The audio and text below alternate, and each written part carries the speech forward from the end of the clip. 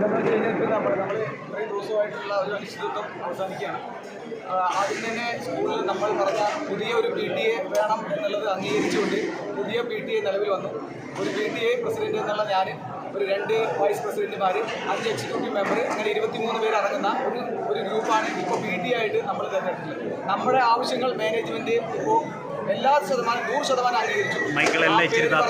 എല്ലാ ന്യൂസ് മലയാളം, ഏഷ്യാനെറ്റ്, മറ്റേ ചാനൽ അപ്പുറം നമ്മൾ ഇനി മൺഡേ സ്കൂൾ റീ ഓപ്പണിംഗ് ആണ്. ഈ മൺഡേ ആശ്രമത്തേക്ക് എല്ലാവിധ അനുശോചനങ്ങളും അർപ്പിച്ചുകൊണ്ടുള്ള ഒരു പൊതു അസംബ്ലി ഇവിടെ നടത്തും. അവരുടെ ഈ ദുഃഖത്തിൽ അവരുടെ കുടുംബാംഗങ്ങളെ ഉൾപ്പെടുത്തിച്ചുകൊണ്ട് അവരുടെ കുടുംബത്തിലേക്ക്, ആ വീട്ടിലേക്ക്, ആ ക്ലാസ്സിലെ മുഴുവൻ വിദ്യാർത്ഥികളും അതുപോലെ ഇവിടുത്തെ മാനേജ്മെൻറ്റും അധ്യാപകരും അവരെ ആ ദുഃഖം അറിയിക്കാൻ വേണ്ടി പോവുകയും ചെയ്യും. അവർക്ക് ആവശ്യമായിട്ടുള്ള സാമ്പത്തിക സഹായം മാനേജ്മെൻറ്റിൻ്റെ ഭാഗത്ത് നിന്ന് ചെയ്തു തരാൻ വേണ്ടിയിട്ട് അതിന് ഞങ്ങൾ വീണ്ടും ഞായറാഴ്ച കൂടിയിട്ട് ഒരു തക്കതായിട്ടുള്ള ഒരു നഷ്ടപരിഹാരം അതിന് കിട്ടണം എന്ന് ഞങ്ങൾ ബാധിച്ചിട്ടുണ്ട്. അത് നേടിക്കൊടുക്കുക തന്നെ ചെയ്യും. പിന്നെ ഞങ്ങൾക്ക് ഒരേ ഒരു കാര്യം പറയാനുള്ളൂ, ഈ സ്കൂളിലെ ടീച്ചർമാരുമായിട്ടോ അല്ലെങ്കിൽ ഇവിടെ ബാക്കിയുള്ള ആളുകളുമായിട്ടോ ഞങ്ങൾക്ക് യാതൊരുവിധ പ്രശ്നങ്ങളുമില്ല.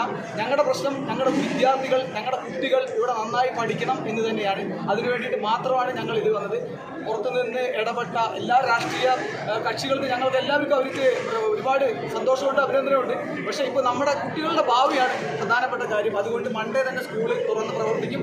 ഇനി മുതൽ ഇവിടെ ഒരു PTA ഉണ്ട്. അത് ശക്തമായിട്ട് ഞങ്ങൾ പറയുകയാണ്. ആ PTA നമ്പർ, PTA പ്രസിഡന്റ് എന്ന നിലയിൽ എൻ്റെ നമ്പറുകളും വൈസ് പ്രസിഡന്റ് 2 പേരുടെ എല്ലാ എക്സിക്യൂട്ടീവ് നമ്പറും ഞങ്ങൾ പബ്ലിക്കായിട്ട് തന്നെ ഇവിടെ പുറത്തു വയ്ക്കുന്നതാണ്.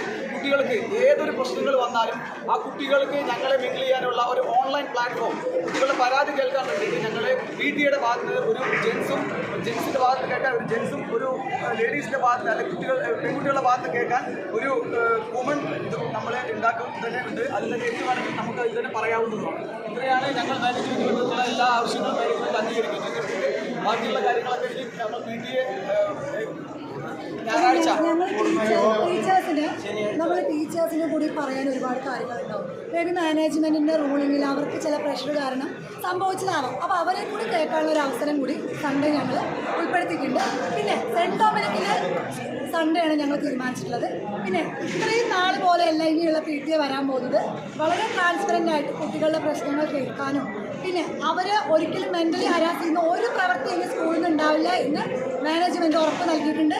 അങ്ങനെ വരുന്ന ഏത് ടീച്ചറാണെങ്കിലും ഏത് സ്റ്റാഫാണെങ്കിലും ഉടനടി നടപടി എടുക്കുമെന്നും മാനേജ്മെൻറ്റ് ഞങ്ങളോട് അറിയിച്ചിട്ടുണ്ട്. നല്ലൊരു ഹെൽത്തി അറ്റ്മോസ്ഫിയർ ഇനി സെൻറ്റ് ഡൊമിനിക് സ്കൂളിൽ ക്രിയേറ്റ് ആവും. നല്ല സ്കൂള് നമ്മുടെ കൂടെ, ഞങ്ങളെന്നും ഞങ്ങളുടെ സ്കൂളിൻ്റെ ഭാഗമാണ്. ഒരിക്കലും ഒരാൾക്കും സെൻറ്റ് ഡൊമിനിക്കിനെ കാട്ടിക്കെട്ടാൻ ഇനി അവസരമില്ല. ഈ സംഭവം ഇതോടുകൂടി തീരുന്നു. ഇനി ഒരു ആശങ്ക ഇവിടെ ഉണ്ടാവില്ല എന്നും മാനേജ്മെൻറ്റ്.